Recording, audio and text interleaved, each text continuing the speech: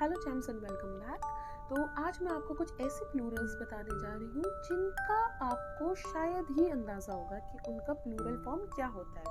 वैसे तो होगा नॉर्मली, आजकल सब बच्चों को सारे प्लूरल्स आते हैं, लेकिन फ्रेंड्स मोस्टली हमें जब प्लूरल की बात आती है तो हम सोचते हैं एक वचन से उसे बहुवचन बनाना है, तो उसमें या तो एस लगा देंगे या ई एस लगा देंगे। तो मोस्टली मेजॉरिटी ऑफ वर्ड्स ऐसे ही होते हैं जिनमें एस और ई एस लगा के हम उसकी प्लूरल फॉर्म बना देते हैं। लेकिन क्या आपको जो ये वर्ड्स मैंने लिखे हैं इनकी प्लूरल फॉर्म पता है?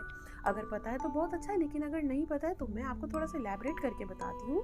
फॉर एग्जाम्पल जैसे हाफ है, ठीक है, जब इसे हम हाफ लिखते हैं तो हम इसे हाफ बोलते हैं, लेकिन जब इसकी प्लूरल फॉर्म होगी तो क्या होता है फ्रेंड्स, हम इसका एफ काट देते हैं, ठीक है, एफ हट जाता है और उसके साथ लग जाता है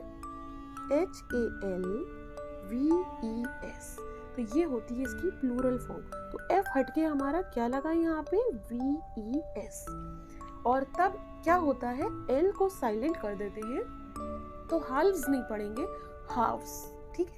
एल को अपनी प्रोनाउंसिएशन से हम बिल्कुल सेपरेट कर देंगे, तो हाफ का plural form halves.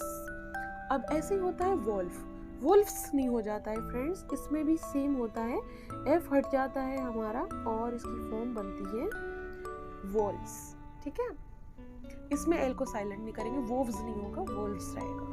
In the same way wife है फ्रेंड, तो इसमें क्या होगा, बीच में से एफ हटा देंगे हम और वाइव्स हो जाएगा, एंड अगेन VES।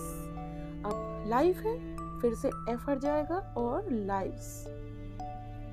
ये सब प्लूरल फॉर्म्स है। बेबी, बेबी एक न्यू वर्ड हो जाता है प्लूरल के लिए, तो वाई हट के सिर्फ एस नहीं लगेगा, BABIES, यहाँ पे हो जाता है बेबीज।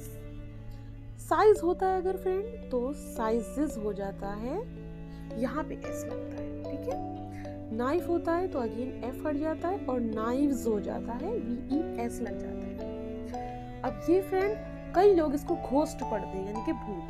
तो एक्चुअल में फ्रेंड्स अगर आप डिक्शनरी खोल के देखते हैं और उसमें इसकी प्रोनाउंसिएशन देखते हैं इस वर्ड की, तो वहाँ घोस्ट नहीं लिखा होता, ये एच जो होता है ना, ये एच साइलेंट होता है, तो इसे गोस्ट पढ़ते हैं, ठीक है, एच साइलेंट होता है यहाँ पे, तो इसकी प्लूरल फॉर्म हो जाती है घोस्ट्स,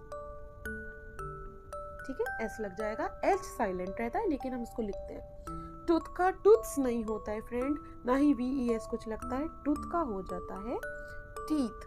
बहुत बड़े बड़े लोग भी, कुछ टीचर्स भी इस गलती को जो है करते हैं, और क्या करते हैं, अगर उनके एक दांत में दर्द है तो वो बोलेंगे कि टीथ में दर्द है, ठीक है, टीथ में दर्द बोलते हैं। तो ये याद रखिए फ्रेंड्स, टीथ खुद एक प्लूरल फॉर्म है, टीथ का मतलब एक नहीं होता, और कुछ लोग क्या करते हैं, टीथ्स भी बोलते हैं।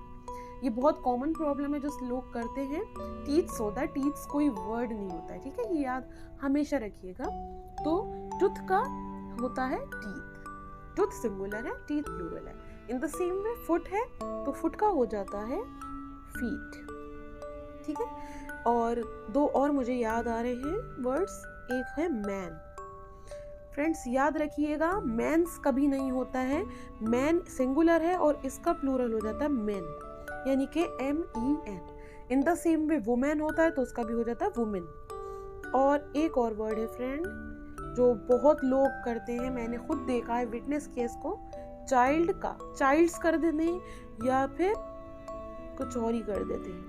तो चाइल्ड एक प्लूरल है और इसका जो चाइल्ड जो है सिंगुलर है और इसका जो प्लूरल फॉर्म है वो है चिल्ड्रन। तो याद रखिएगा, कई लोग करते हैं childrens are playing in the park, ये गलत फॉर्म है फ्रेंड्स, कभी भी प्लूरल का प्लूरल नहीं होता है, ये खुद एक प्लूरल फॉर्म है, इसके आगे एस नहीं लग सकता है।